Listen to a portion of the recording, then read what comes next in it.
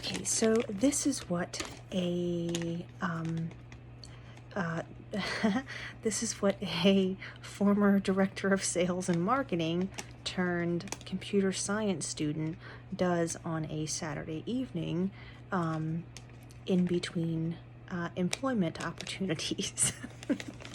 All right.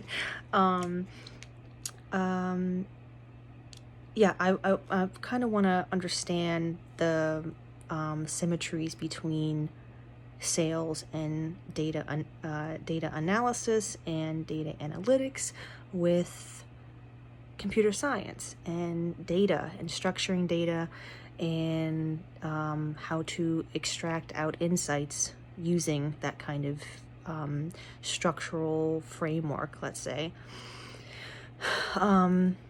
I think it'll be a benefit. I think it'll be a value add to any future endeavors that are data related, as well as if there's a role available within a tech related industry. So I've got another video coming up that's going to kind of use some real world examples that kind of make computer science and software design kind of relatable, since a lot of the examples that I came across in my undergraduate study seemed kind of out of reach or beyond my understanding. It wasn't real world in terms of the examples used or the exercises used or the examples within the exercises used. So I'm going to try and debunk that myself and make it accessible to myself. This is purely for my own, I don't know, exploration, curiosity, learning, that sort of thing. And it just so happens that I ordered takeout today, so with that, yeah. So we're going to cover in this lesson encapsulation, kind of intro to software engineering and software design, as well as kind of a subset of software design, which focuses on strictly on the data and how to handle and manage data. And data's everywhere, right? I mean, data is literally everywhere. It's not just in the textbook examples. It's actually in the shit we do every day. I mean, who doesn't order out takeout? So, but on the data structure side, like just a simple receipt,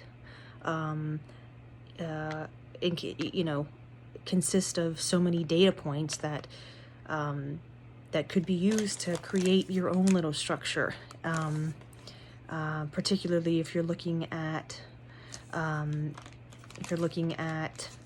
the different data points of the system, as well as the methods that have to be created in order to move that data around and structure that data in a way that makes it efficiently accessible, let's say.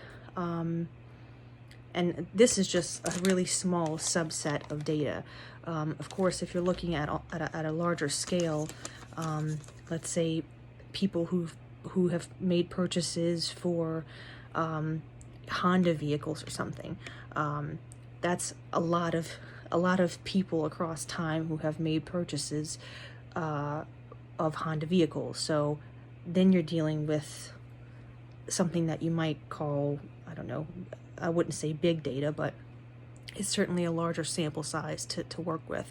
And if you're in a business or you're working for a business and you want to analyze the trends that are happening in current time, trying to figure out where the median is, trying to figure out what averages are surfacing, from the user side of things, it's very helpful. I mean, it's actually necessary, I think, to understand how to properly structure that kind of data at that scale, as well as, let me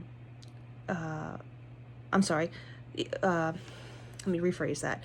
I think it's useful to know how to extract out which data points are relevant, what stuff that you want to track in terms of extracting out insights. So knowing which data points that you want to actually measure, and then what the best way is to arrange those data points in a text file or in some type of table or pivot table. It's very useful to know that ahead of time so that you can design it as such on the front end, so that when you want to start running analysis and you want to start utilizing those data methods on those data sets, you already have a very stable baseline from which to start analyzing and moving those data values around, let's say. This is my kind of meta take on what I've kind of learned thus far in computer science, that I wish would have been explained to me in such a manner from the start.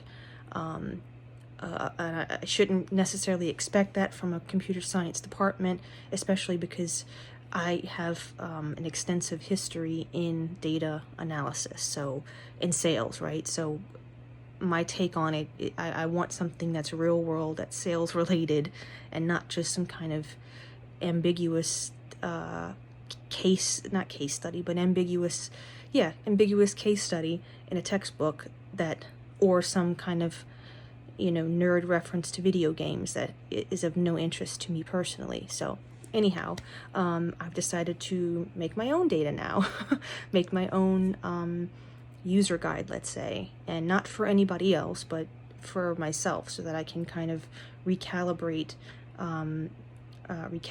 and reorganize my understanding, my conceptual framework of this type of this field of study, essentially. And it's also interesting to note that even though it falls under the computer science realm, it's really just data. It is no different than the data that's on this receipt.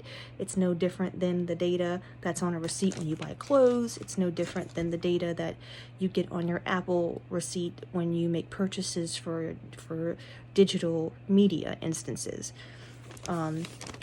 I think that's a lot more helpful to denote that at the start, so as to not dissuade people who are actually trying to understand this shit. So so this is my attempt at doing that, and I'm looking forward to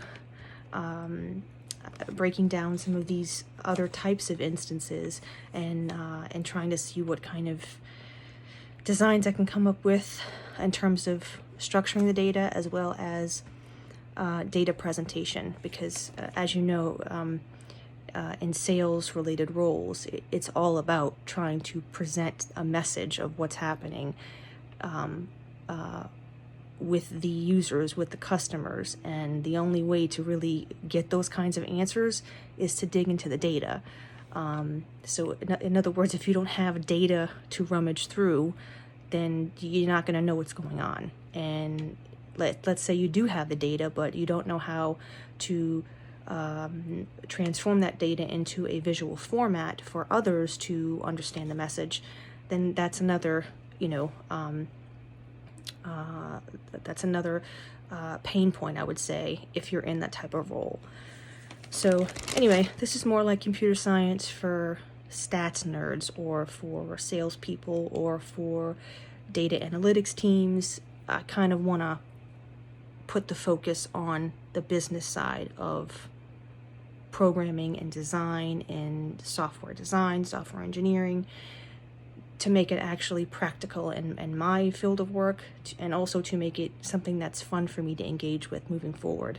I can tell you the textbook shit is, it's a real buzzkill, and I'm trying to avoid having to reference those instances. I would much rather look at what I'm doing in my life in real time, and be able to use what I just learned about data structures and engineering to apply it to what's already going on in my life, so then I can start building shit that is of actual value to me, that offers an actual value proposition, let's say. So yes, I'm looking forward to this. I'm glad I could offer this introductory type of video for future reference so that I understand what the intent and what the motivation is behind this new venture, let's say. So, all right.